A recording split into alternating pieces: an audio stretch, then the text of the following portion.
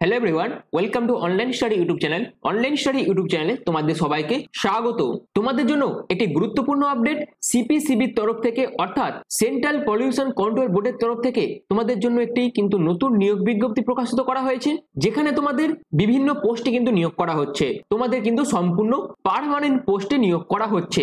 আর এখানে আবেদন করার জন্য তোমাদের যোগ্যতাও কিন্তু বিভিন্ন, অর্থাৎ মাধ্যমিক থেকে শুরু করে উচ্চ মাধ্যমিক বা তোমরা যদি গ্রাজুয়েশন কমপ্লিট করে থাকো সেক্ষেত্রেও তোমরা কিন্তু আবেদন করতে পারবে, এবং সম্পূর্ণ স্টেট ওয়াইজ তোমাদের কিন্তু নিয়োগ করা হচ্ছে।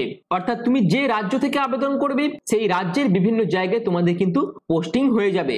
সম্পূর্ণ গুরুত্বপূর্ণ তথ্য তোমাদের কাছে আমি এই ভিডিওতে তুলে ধরবো, এবং তোমরা কিভাবে ফর্ম ফিল আপ করবে সেটাও আমি তোমাদের কাছে এই ভিডিওর মাধ্যমে তুলে ধরবো। তো আমি একদম অফিসিয়াল পিডিএফটা ওপেন করে নিয়েছি, যেখানে তোমরা দেখতেই পাচ্ছ ডেট অফ কমেন্সমেন্ট, অর্থাৎ তোমাদের আবেদন প্রসেস শুরু হয়েছে 7/4/2025 থেকে।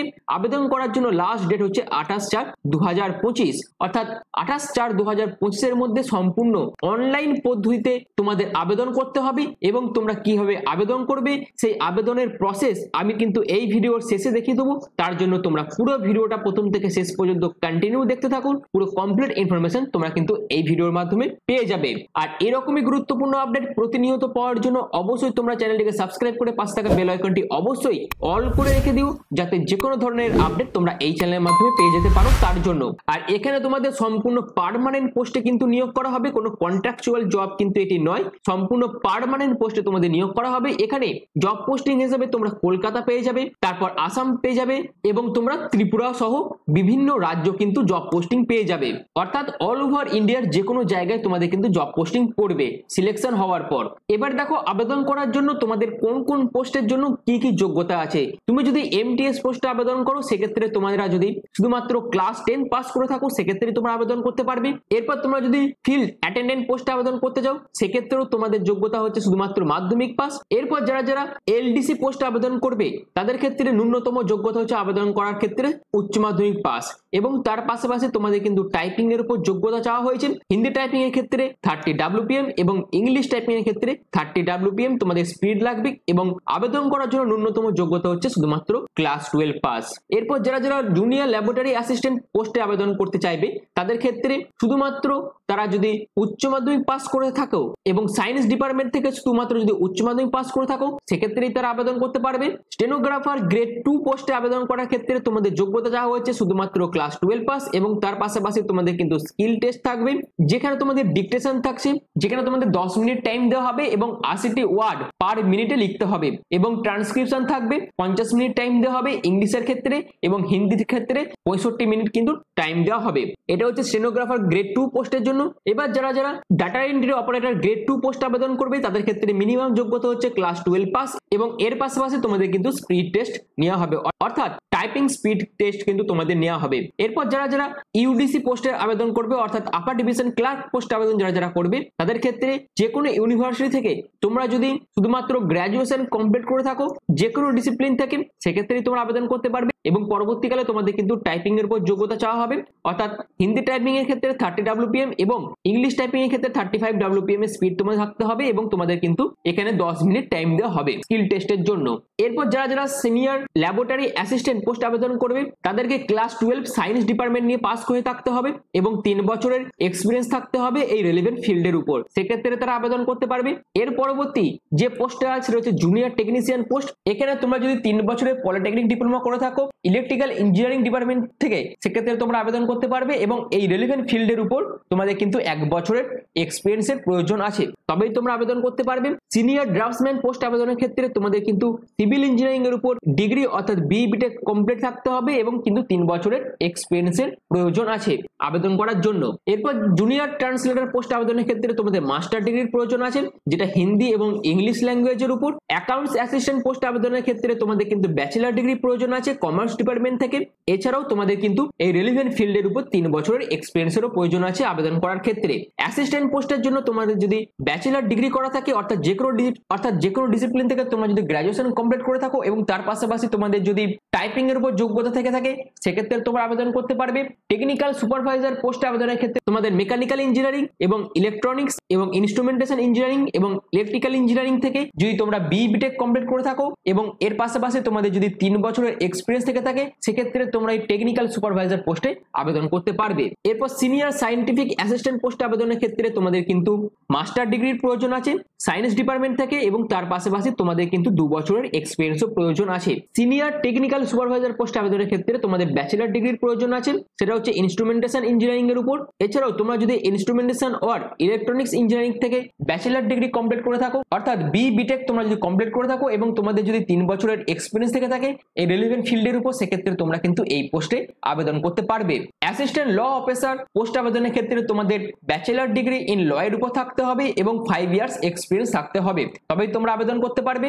সায়েন্টিস্ট বি পোস্টে আবেদনের ক্ষেত্রে তোমাদের যোগ্যতা চাওয়া হয়েছে bachelor degree in engineering technology from recognized university থেকে তোমরা যদি বিটেক কমপ্লিট করে থাকো সেটা হচ্ছে সিভিল ইঞ্জিনিয়ারিং, তারপর instrumentation engineering, chemical engineering, mechanical, artificial intelligence, computer science, information technology থেকে তোমরা যদি বিটেক কমপ্লিট করে থাকো সেক্ষেত্রে তোমরা কিন্তু আবেদন করতে পারবে। এছাড়াও তোমরা যদি মাস্টার ডিগ্রি করে থাকো কেমিস্ট্রি ডিপার্টমেন্ট থেকে সেক্ষেত্রেও তোমরা কিন্তু আবেদন করতে পারবে।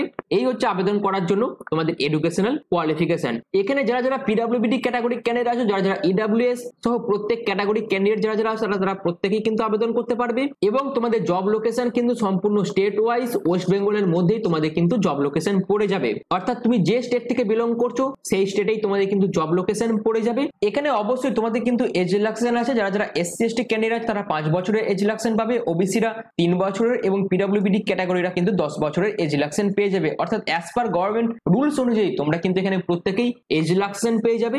এবার দেখো এখানে তোমাদের ভ্যাকেন্সি কত এবং বেতন কত।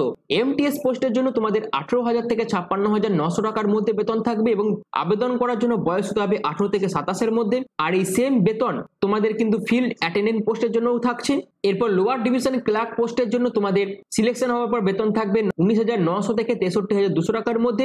আবেদন করার জন্য বয়স হচ্ছে 18 থেকে 27 বছর এবং তোমরা ভ্যাকেন্সি টেবিল থেকে কিন্তু অলরেডি দেখতেই পাচ্ছ, অর্থাৎ 5টা মতন ভ্যাকেন্সি থাকছে। স্টেনোগ্রাফার গ্রেড 2 পোস্টের জন্য 25,500 থেকে 81,100 টাকার মধ্যে তোমাদের বেতন থাকছে। বয়স হতে হবে আবেদন করার জন্য 18 থেকে 27 এর মধ্যে। ডাটা এন্ট্রি অপারেটর গ্রেড 2 পোস্টের জন্য 25,500 থেকে 81,100 টাকার মধ্যে বেতন থাকছে। আপার ডিভিশন ক্লার্ক পোস্টের জন্য 25,500 থেকে 81,100 টাকার মধ্যে বেতন থাকছে এবং ভ্যাকেন্সি টেবিল অনুযায়ী তোমরা কিন্তু ভ্যাকেন্সিটাও দেখতে পাচ্ছ। এরপর সায়েন্টিস্ট বি ক্যাটাগরি পোস্টের জন্য 56,100 থেকে 1,77,500 টাকার মধ্যে বেতন থাকছে। টোটাল ভ্যাকেন্সি থাকছে 22টি। আবেদন করার জন্য বয়স হতে হবে 18 থেকে 35 এর মধ্যে। অ্যাসিস্ট্যান্ট ল অফিসার পোস্টের জন্য 44,900 থেকে 1,42,400 টাকার মধ্যে বেতন থাকবে। আবেদন করার জন্য বয়স হতে হবে 18 থেকে 30 বছর। সিনিয়র টেকনিক্যাল সুপারভাইজার পোস্টের জন্য 44,900 থেকে 1,42,400 টাকার মধ্যে কিন্তু বেতন থাকছে এবং আবেদন করার জন্য বয়সের যে ক্রাইটেরিয়া সেটা হচ্ছে 18 থেকে 30 বছর। সিনিয়র সায়েন্টিফিক অ্যাসিস্ট্যান্ট পোস্টের জন্য তোমাদের 4টে মতন ভ্যাকেন্সি আছে। আবেদন করার জন্য বয়স হচ্ছে 18 থেকে 30 এবং সিলেকশন হওয়ার পর বেতন থাকছে 35,400 থেকে 1,12,400 টাকার মধ্যে। টেকনিক্যাল সুপারভাইজার পোস্টের জন্য 35,400 থেকে 1,12,400 টাকার মধ্যে বেতন থাকবে এবং ভ্যাকেন্সি আছে 5টি। আবেদন করার জন্য বয়সের যে ক্রাইটেরিয়া সেটা হচ্ছে 18 থেকে 30 এর মধ্যে বয়স হলেই তোমরা কিন্তু আবেদন করতে পারবে। সিনিয়র ড্রাফটসম্যান পোস্টের জন্য বেতন থাকছে 35,400 থেকে 1,12,400 টাকার মধ্যে এবং আবেদন করার জন্য বয়স যেটা আছে সেটা হচ্ছে 18 থেকে 30 এর মধ্যে তোমাদের কিন্তু বয়স হলেই তোমরা আবেদন করতে পারবে। তো তোমরা দেখতেই পাচ্ছ এখানে কিন্তু ভ্যাকেন্সি কম কিন্তু সম্পূর্ণ পার্মানেন্ট পোস্টে তোমাদের নিয়োগ করা হচ্ছে। তোমরা অনেকেই জানো যে এখন বিভিন্ন জায়গায় অর্থাৎ বিভিন্ন সংস্থাতে বর্তমানে কন্ট্রাকচুয়াল হিসেবে বিভিন্ন কাজে কিন্তু জয়েন করানো হচ্ছে আর সেইগুলোতে কিন্তু ভ্যাকেন্সিও অনেকটাই বেশি থাকছে। আর এটা যেহেতু পার্মানেন্ট পোস্টে তোমাদের নিয়োগ করা হচ্ছে তার জন্য কিন্তু এখানে ভ্যাকেন্সিও কম দেখতে পাওয়া যাচ্ছে। তো যারা যারা সম্পূর্ণ পার্মানেন্ট পোস্টে কেন্দ্রীয় গভর্নমেন্টের আন্ডারে কাজ করতে চাইছো তারা অবশ্যই কিন্তু এখানে আবেদন করতে পারো। এবার তোমরা দেখে নাও এখানে আবেদন করার জন্য কত টাকা আবেদন মূল্য লাগছে।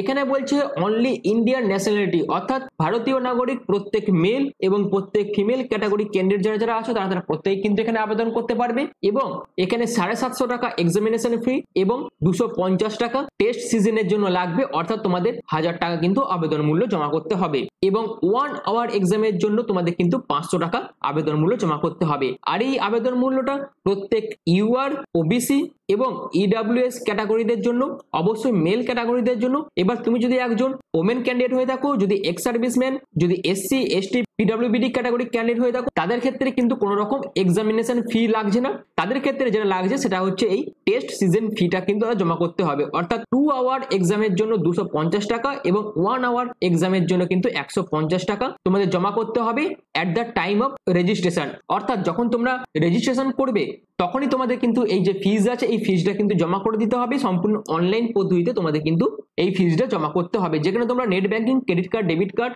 ইউজ করে এই ফিজটা জমা করতে পারবে। এরপর যেটা বলা হচ্ছে the board reserve the right two post selected candidates anywhere in India, অর্থাৎ ভারতের বিভিন্ন জায়গায় তোমাদের কিন্তু পোস্টিং হয়ে যেতে পারে। অর্থাৎ যারা যারা সিলেকশন পাবে এখানে তাদের কিন্তু ভারতবর্ষের বিভিন্ন জায়গায় কিন্তু জব পোস্টিং দেওয়া হবে। সেটা ওয়েস্ট বেঙ্গলও হতে পারে, আসামও হতে পারে, ত্রিপুরাও হতে পারে, অর্থাৎ ভারতবর্ষের যে কোনো স্টেটে তোমাদের কিন্তু জব পোস্টিং পড়ে যাবে। এবার তোমাদের একটা কথা বলে রাখি, এই নোটিফিকেশনে কিন্তু তোমাদের যে রিটেন এক্সাম হবে এবং তারপর তোমাদের স্কিল টেস্ট, ট্রেড টেস্ট এবং ইন্টারভিউ নেওয়া হবে, আর এই প্রসেসের উপর ডিপেন্ড করে তোমাদের কিন্তু সিলেকশন করা হবে। কিন্তু এই নোটিফিকেশনে তোমাদের রিটেন টেস্ট সম্পর্কিত কোনো রকম সিলেবাস কিন্তু বলে দেওয়া নেই। যদি পরবর্তীকালে কোনো নোটিফিকেশন আসে রিটেন টেস্ট সম্পর্কিত, সিলেবাস সম্পর্কিত, সেই আপডেটও আমি তোমাদের কিন্তু এই চ্যানেলের মাধ্যমে দিয়ে দেবো। তার জন্য অবশ্যই তোমাদের কিন্তু চ্যানেলের সাথে থাকতে হবে এবং চ্যানেলটিকে সাবস্ক্রাইব করে পাশে থাকা বেল আইকনটি অবশ্যই অল করে রেখে দিতে হবে। কিন্তু এখানে একটা কথা মাথায় রেখো, যেটা বলা হচ্ছে candidate scoring less than cut off marks as given below will not be considered for the next test recruitment. অর্থাৎ যারা যারা ইউআর ক্যাটাগরি আছো তাদের ক্ষেত্রে পাসিং পার্সেন্টেজ মার্কস হচ্ছে 35%, ওবিসি ইডব্লিউএস এর জন্য 30% এবং আদার ক্যাটাগরি যেমন এসসি এসটি পিডব্লিউবিডি এক্স সার্ভিসম্যানদের জন্য হচ্ছে 25% মার্কস তোমাদের কিন্তু পেতেই হবে।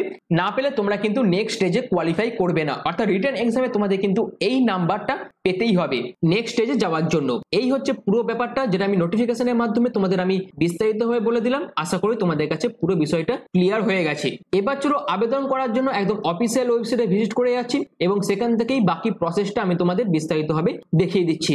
আর আবেদন করার জন্য এই লিঙ্কে ক্লিক করে ডাইরেক্ট অফিসিয়াল ওয়েবসাইটে ভিজিট করে দিতে হবে এবং এর লিঙ্ক কিন্তু আমি ডেসক্রিপশনে দিয়ে দেবো। ডেসক্রিপশনে দেওয়া লিঙ্কে ক্লিক করে তোমরা ডাইরেক্ট অফিসিয়াল ওয়েবসাইটে ভিজিট করে কিন্তু আবেদন করতে পারবে। আর আবেদন করার জন্য অবশ্যই সিপিসিবির যে অফিসিয়াল ওয়েবসাইট আছে সেখানে যেতে হবে এবং সেখান থেকে কেরিয়ার অপশনে গেলেই তোমরা কিন্তু নোটিফিকেশন ডাউনলোড করতে পারবে এবং নোটিফিকেশন থেকে তোমরা কিন্তু এই লিঙ্কটিও পেয়ে যাবে। আর এই অফিসিয়াল ওয়েবসাইটের লিঙ্কও আমি কিন্তু ডেসক্রিপশনে দিয়ে দেবো। তো আবেদন করার জন্য আমি একদম অফিসিয়াল ওয়েবসাইটে ভিজিট করে গেছি। তোমরা দেখতেই পাচ্ছ সিবিসিবি 2025 রিক্রুটমেন্ট পোর্টাল, যেখানে তোমাদের অ্যাডভার্টাইজমেন্ট নাম্বারটা কিন্তু দিয়ে দেওয়া আছে। এবার এখানে যারা যারা নিউ ক্যান্ডিডেট তারা কি করবে না, তাদের ক্ষেত্রে প্রথমে ক্লিক হেয়ার টু রেজিস্টার অপশনে ক্লিক করতে হবে। এই অপশনে ক্লিক করার পর তোমাদের কিন্তু একটি রেজিস্ট্রেশন ফর্ম ওপেন হয়ে যাবে, যেখানে সবাইকার প্রথমে তোমার নাম দিতে হবে, অর্থাৎ ক্লাস 10 তোমার যা নাম আছে, অর্থাৎ ক্লাস 10 অ্যাডমিটে তোমার যা নাম আছে সেই নামটা এখানে লিখতে হবে। তোমার ডেট অফ বার্থ দিতে হবে অ্যাজ পার ক্লাস 10 সার্টিফিকেট অনুযায়ী। এরপর তোমার মোবাইল নাম্বার দেবে, অর্থাৎ ভ্যালিড মোবাইল নাম্বার দেবে। তারপর তোমার ইমেল অ্যাড্রেস দেবে, অর্থাৎ ভ্যালিড ইমেল আইডি তোমাদের এখানে পুট করতে হবে। তারপর তোমাকে কনফার্ম ইমেল অ্যাড্রেস দিতে হবে এবং এরপর তোমাকে একটি পাসওয়ার্ড জেনারেট করে নিতে হবে এবং সেই পাসওয়ার্ডে তোমাদের কিন্তু এখানে কনফার্ম পাসওয়ার্ড করতে হবে এবং I am not a robot এই যে বক্স আছে এই বক্সে চেক করতে হবে। চেক করার পর তোমাদের কিন্তু এই সাবমিট অপশনে ক্লিক করতে হবে। সাবমিট অপশনে ক্লিক করার পরই তোমাদের কিন্তু যে রেজিস্ট্রেশন যে প্রসেস সেটা কিন্তু কমপ্লিট হয়ে যাবে এবং যখনই তোমাদের রেজিস্ট্রেশন প্রসেস কমপ্লিট হয়ে যাবে তখন তোমাদের আবার এই যে জায়গাটা আছে এই জায়গায় চলে আসতে হবে এবং এখানে তোমাদের ইমেল আইডি এবং তোমরা যে পাসওয়ার্ডটা জেনারেট করেছিলে সেই পাসওয়ার্ডটা তোমাদের কিন্তু এখানে দিতে হবে এবং আই অ্যাম নট রোবট অপশনে ক্লিক করতে হবে। ক্লিক করার পর তোমাদের কিন্তু এই লগ ইন করতে হবে। লগ ইন করার পর তোমাদের আরো একটি ফর্ম ওপেন হয়ে যাবে, যেখানে তোমার যাবতীয় ইনফরমেশন লাইক পার্সোনাল ইনফরমেশন যেমন অ্যাড্রেস থেকে শুরু করে এডুকেশনাল কোয়ালিফিকেশন থেকে শুরু করে যাবতীয় যা ডিটেলস তোমাদের কিন্তু দিতে হবে এবং তারপর তোমাদের ডকুমেন্টস আপলোড করতে হবে এবং সমস্ত কিছু কমপ্লিট হয়ে যাওয়ার পর তোমাদের কিন্তু পেমেন্ট উইন্ডো ওপেন হয়ে যাবে। তারপর তোমরা অনলাইন পদ্ধতিতেই সম্পূর্ণ পেমেন্ট করতে পারবে এবং সমস্ত কিছু কমপ্লিট হয়ে যাওয়ার পর যাবতীয় ফর্মটা চেক করে তোমাদের কিন্তু ফাইনাল সাবমিট করতে হবে। এই হচ্ছে পুরো প্রসেসটা। আমি বাকি প্রসেসটা দেখালাম না, আশা করি তোমরা বাকি প্রসেসটা কমপ্লিট করতে পারবে। তো সিপিসিবির তরফ থেকে যে নিয়োগ বিজ্ঞপ্তি প্রকাশিত করা হয়েছিল তার বিস্তারিত আপডেট আমি তোমাদের এই ভিডিওর মাধ্যমে দেখালাম এবং আবেদন করার একটি পার্টও এবং আবেদন করার যে প্রাথমিক প্রসেস সেটাও আমি তোমাদের এই ভিডিওর মাধ্যমে দেখিয়ে দিলাম। আশা করি তোমাদের কাছে পুরো বিষয়টা ক্লিয়ার হয়ে গেছে। যদি তোমাদের কাছে ভিডিওটা ভালো লেগে থাকে, যদি তোমাদের কাছে ভিডিওটা ইনফরমেটিভ মনে হয়, তাহলে অবশ্যই তোমরা চ্যানেলটিকে সাবস্ক্রাইব করে পাশে থাকা বেল আইকনটা অল করে রেখে দিও। তো ভিডিওটা এখনের মতন এইটুকুই। পুরো ভিডিওটা প্রথম থেকে শেষ পর্যন্ত দেখার জন্য তোমাদের অসংখ্য ধন্যবাদ।